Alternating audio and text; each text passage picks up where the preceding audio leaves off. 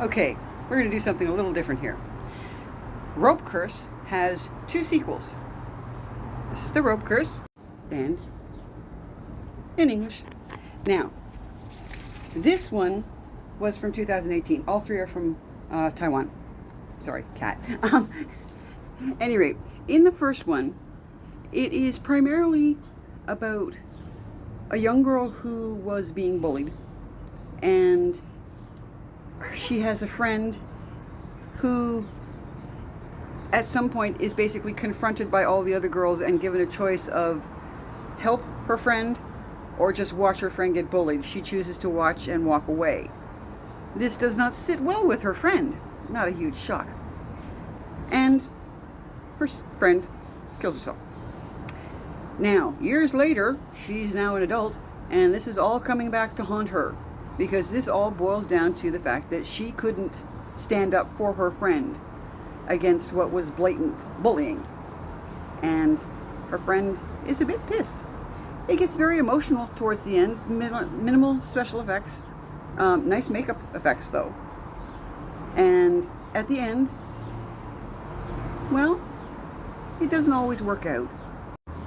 Then, in 2020, we get The Rope Curse 2.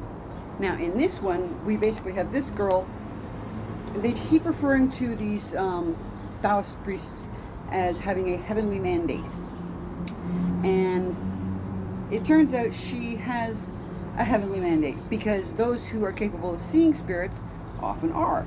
Now, one guy doesn't want her to learn, doesn't want his son to learn, and that happens again in the next film, because there are risks to becoming a Taoist master.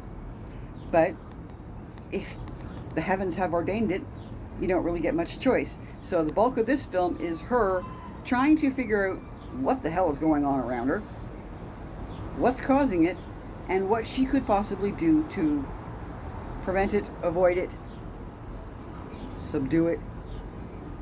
In the end, she's going to have to learn and accept her mandate. And then in 2023, we got the third one. Now, in this one, it is much more emphasis on a man who was a Taoist master. His daughter has died, he says, because he was a Taoist master. He does not want his son to become a Taoist master because it increases the risk for him as well as for whatever offspring he chooses to have.